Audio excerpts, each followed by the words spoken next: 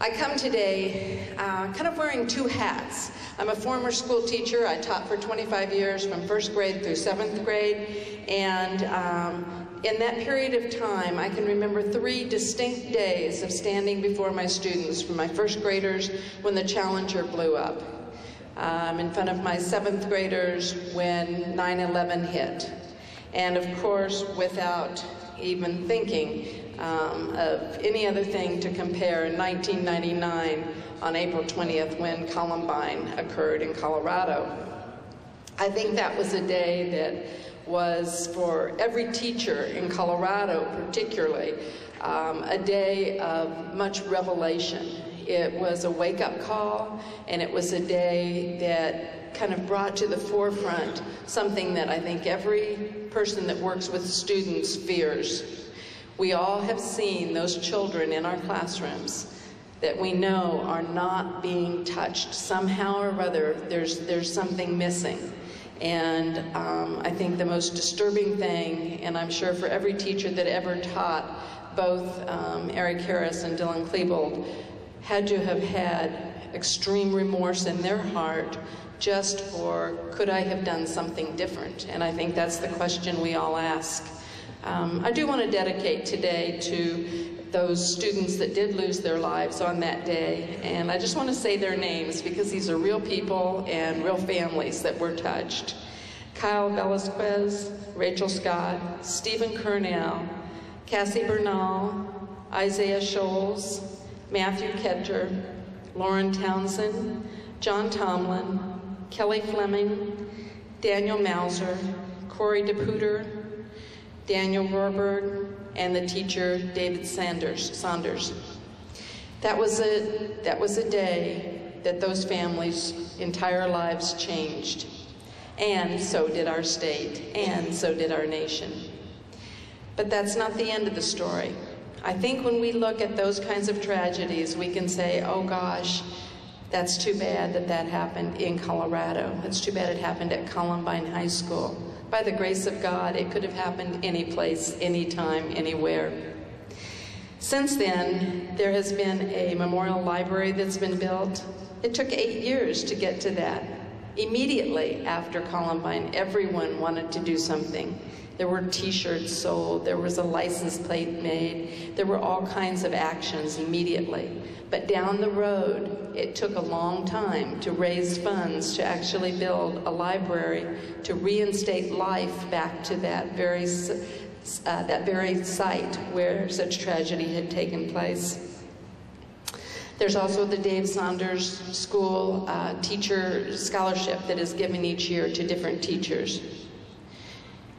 Just when we thought we were on the road to recovery, 2006, last year, we had another tragedy in Colorado, and that was at Platte Canyon High School. And one young lady, Emily Keys, lost her life. From that incident, it was a stranger that came into the building, but what came out of it was her dedication and her belief in organ donation. And this past year, Governor Ritter signed a bill to guarantee funding to promote organ donations to be renamed the Emily Keys Organ and Tissue Donation Awareness Fund in honor of Emily, and her family came to the Capitol to be there for the signing. The reason I share that is because I think those are the things that call attention to where we are in our society and what things have taken place. But in my heart of hearts and belief, the things that we just heard Richard say is the bottom line. How do we prevent violence? We start with teaching and talking to children and reaching their heart and their soul. And I come to you as a former teacher and now a state legislator, and I do have the belief that we can make a difference as long as there's collaboration and there's partnership, and nobody cares who gets the credit. That is the most important piece that we need to focus on. Well, with that, I'm going to go ahead and start in on talking a little bit about some of the things that have taken place in Colorado and where we're going. And by no means do we have all the answers, but I'm pleased to say that I think we are going to, in our state, focus more on mental health than we ever have. We have a governor who believes in it, and we have a First Lady, Jeannie Ritter, who is a strong proponent of mental health. We had a situation right in our capital this summer, many of you maybe read about it in the paper, that a person came into the Capitol and attempted to kill our governor. That was a wake-up call. The amazing thing is on that very day, at the very time that was happening, our First Lady was on the Western Slope speaking on the importance of mental health issues and addressing them in our state. This is serious. We need to really step forward on that. The other final thing that I would like to say, and that is that as a legislator, we are available and want to work with. Now, I can't say that's true with all legislators, but it is important. The people that you vote for, the people that you put in office, the state level, at the national level, it does make a difference in terms of the direction we're going. Can you even imagine if we put as much emphasis and money and energy into preventing school violence and promoting healthy children as we have with No Child Left Behind, what a difference it would make. And so with that, I would simply say we know there's no one-size-fits-all solution.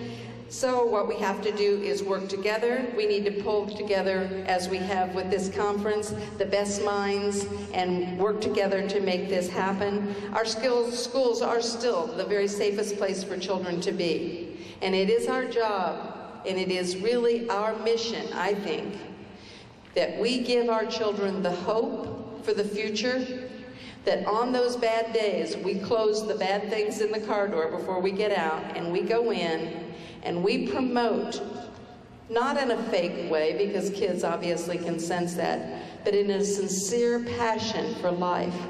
Look what you get to look forward to. Life is good. And we need to make sure that we are promoting that with our students and giving them the hope instead of just hearing about all of the bad things and the fears that they have. Because our children are our future. They're the ones that are going to take care of us when we get into our rocking chairs when we're 90.